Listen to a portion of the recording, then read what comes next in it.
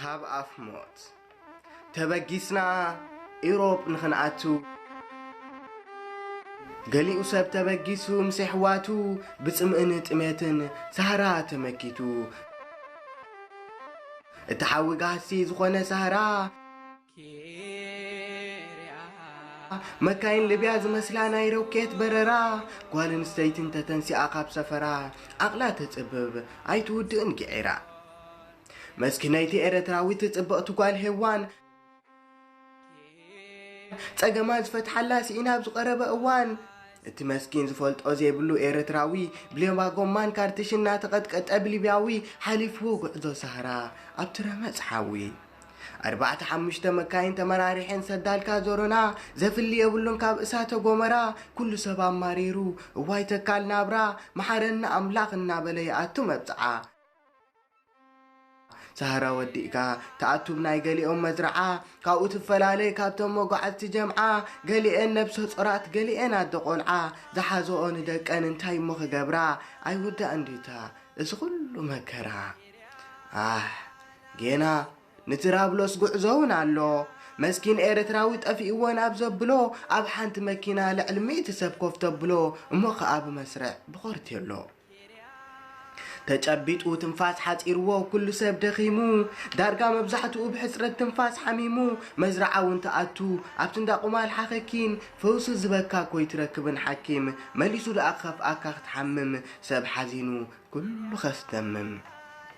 እቲ ዝሓወለ ይሓልፍ ናብ ገምገም ባሕሪ እቲ ዘይከፈለ ይጽበእ 3-4 ወርሒ እሞ ከዓ ብዘይ ቅሳነት ብፍርሒ ማኣስዩ ክወግሕ ጸሎቱ ይጅምር ኩሉ ኤርትራዊ ኣብ ሓንቲ ንኽሰምር በቲ ጥዑም ድምፁ የስምዕ መዝሙር ኣቦይ ቀሺ ማዕዳን ጸሎትን ክምህር እቲ ህዝቢ ናብኡ ከተኩር ይመዕደና ጸሎት ንኽነዘውትር ይስማዕ ውን መርከብ ኣላ ተቐሪባ ከይተፈልጠ ብጣውላ ድያ ብኸለማዳርያ ሞት ጨካን ዘይትገብር ኣረእያ መርከብ ወንቲ ስቀል ዕድልካ ንኽትርኢ ናይ ሞት ሕቶ ይኾነካ ኣብቲ ከውታ ለይቲ ጸሎት ተቐድም ከይቱኻ ኣብ ታሕቲ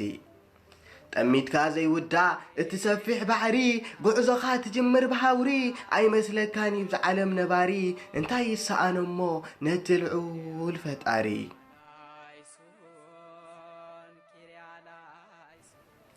ነታ ንእሽቶ ጃልባውን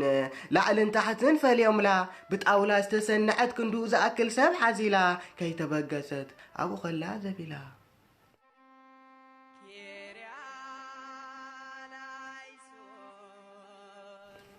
ኣብ ታሕቲ ዝነበረ ሰብ ባላንስ ንኽሕሉ ኣብቲ በሊሕ ጣውላ ዘይምችእ ኮፍ ንኽትብለሉ ኣብቲ ሞት እቲ ረዳኢ ዘይትረኽበሉ ናይ ብሓቂ ኩሉ ሰብ ኣጽቢቡ ዓቕሉ ዳርጋ ናብ ሞት ተቐላቒሉ ሳላ ጸሎት ግና ናብ ዝኽበጽሕ በቂዑ ስለዚ ኣሕዋት ናብ ካልእ ሓሳባይ ነላግስ ንወዲ ሰብ ፍቕርን ሓልዮቱን ንለግስ ብሓንሳብ ሰሚርና ንገስግስ ንኣምላኽና ድማ ኩላትና ንወድስ ኣምላክ እስራኤል ምሳና ይኹን ኣሜን። ቴንክ ዩ